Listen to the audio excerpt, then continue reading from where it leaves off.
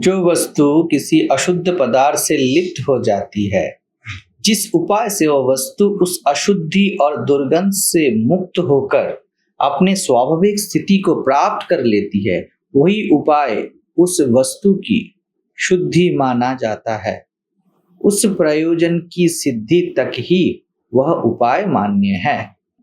आप परमात्मा हो, ठीक है, तो आप बस रिवर्स जर्नी कर रहे हो सत्संग के माध्यम से। ये से आप परमात्मा ही हो, आप परमात्मा बन नहीं रहे हो।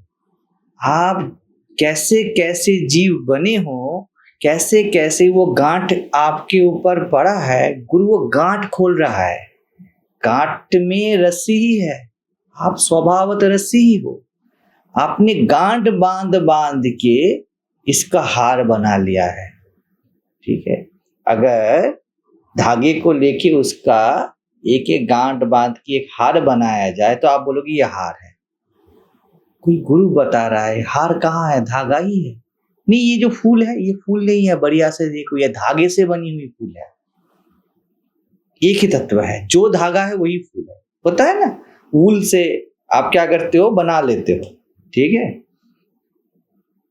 तो वैसे ही जो परमात्मा है, जो मैं है, वही संसार बना है।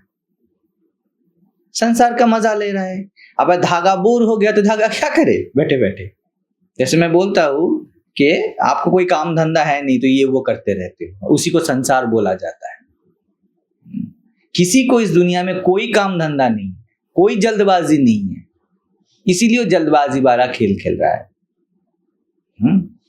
तो धागा क्या करे, बेचारा बोर हो गया है, तो खुद व खुद अपने आप में वो गांठ बांध रहा है। आप बैठे रहते हो ना ऐसे ऐसे, ये वो करते रहते हो, बस वैसे ही संसार बना, इतना ही सीरियस है ये, ठीक है। तो जैसे कुछ काम नहीं, आप बैठे बैठे सोचते हो। ये सोच किस लिए है, क्योंकि आप कुछ काम धंधा है। हम लोग भी बोलते हैं ना, बैठे बैठे सोचो मत, कुछ करो। तो वही बात है। तो ऐसे ही आप अशुद्ध हुए हो। कहाँ अशुद्धि हुई है, धागा क्या कुछ अलग बन गया? धागे से बनी हुई फूल है, वो सुपर इम्पोज्ड है तो धागा ही स्वभावतः। गुरु ये भी नहीं बोलता कि आपको धागा खोल दे, आपका संसार नाश कर दे। गुरु बस बोलता है बढ़िया से देखो, वो धागा ही है जिसको तुम फूल समझ रहे हो। फूल है ही नहीं, एक ही तत्व है।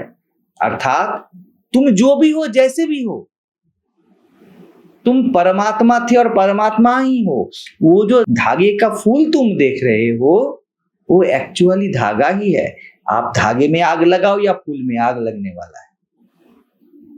ये जो दर्शा दे उसे गुरु बोला जाता है, ठीक है। अब इतने सारे बातें हुए ना,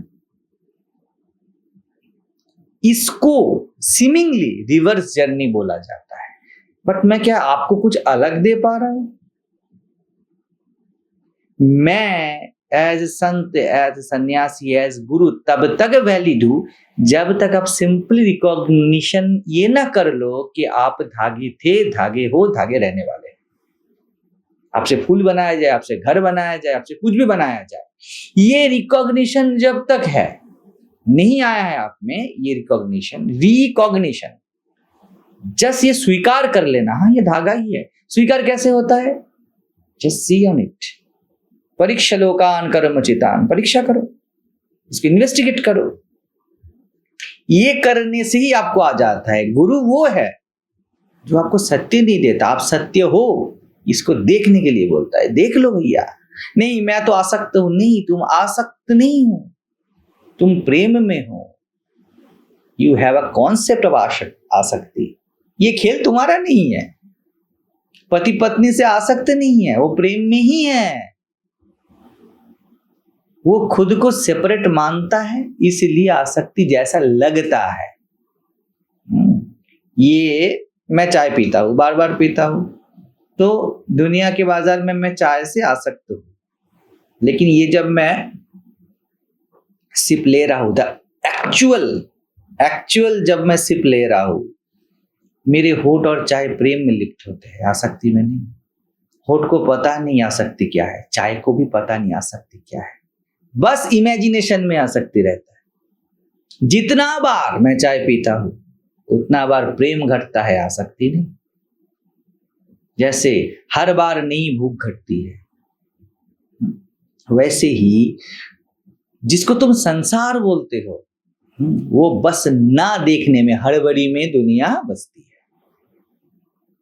देख लो ना कि अभी हड़बड़ी, तुम बार बार चाय पीते हो महाराज जी, आप बहुत अटैच्ड हो चाय से। थोड़ा सा देखो बढ़िया से, जब मैं कप उठा रहा हूं और यहाँ पे मेरा होठ छू रहे हैं, क्या ये आसक्ति है?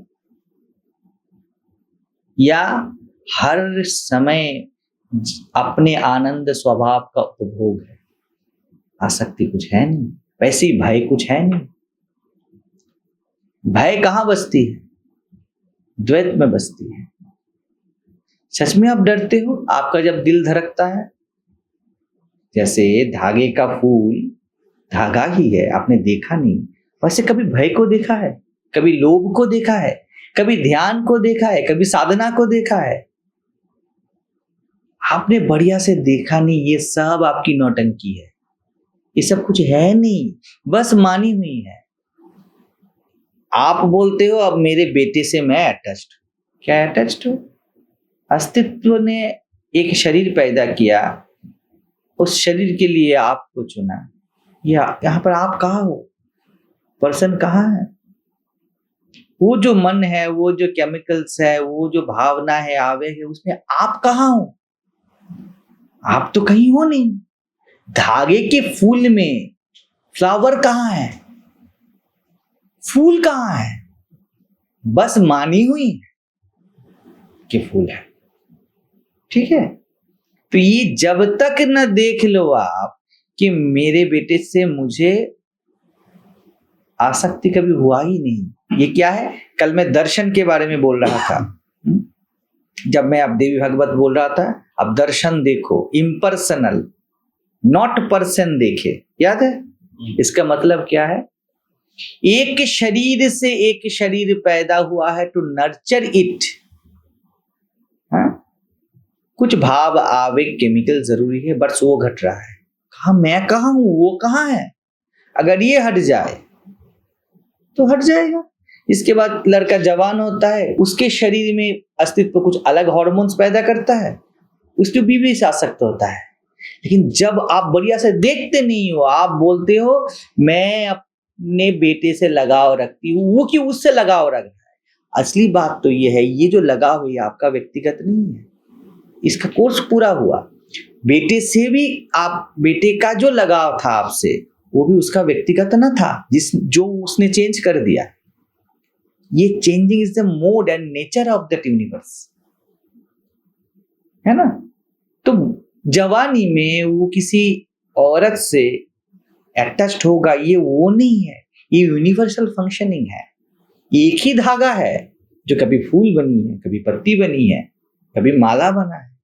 ये बस उपाय या गुरु दिखा देता है, जो ऑलरेडी है उसको दिखा देता है। ये इसीलिए गुरु तत्व तब तक वैलिड है जब तक आप ये देख ना लो। उसके बाद गुरु नहीं रहता। क्या बोलते हो? गुरु तो बिल्कुल रहता है। गुरु शिष्य तो उसके बाद सिर्फ गुरु ही रहता है, शिष्य। उसके बाद एक ही आधार पे दोनों रहते या दोनों नहीं रहते। आप बार बार सीखते हो, स्वयं को ही सीखते हो, स्वयं को ही पढ़ते हो, और कुछ जरूरी नहीं रहता है। उसके बाद शिष्य और गुरु अमर बन जाते हैं। आपका अंतर्यामी ही सीखता है, आपका अंतर्यामी सिखाता है। जब मैं बोलता हूँ, जब मैं निसर्ग महाराज को सुनता हूँ, तब मैं स्वयं को ही सुनता हूँ। वैसे ही उसके बाद आप स्वयं को ही सुनते हो। मेरी आवाज भी स्वयं की आवाज ही लगती है। रमण महर्षि का आवाज भी वैसा, कृष्ण का आवाज भी वैसा। गुरु आप में बस गया है। उसके बाद बाह्य गुरु, सहायक तत्व का कोई जरूरत नहीं रहता है। सहायक आपको पता चल जाता है, ये सहायता वाला मिलने का और देने का खेल में नहीं खेला था। समाप्त। धागा ही माला है, धागा ही फूल है, धागा ही धागा है। ये थ्रेड भी हो, फूल भी हो, ये त्रिपुटी, दृष्टा, दर्शन, दृश्य, ये तीनों एक ही है। तो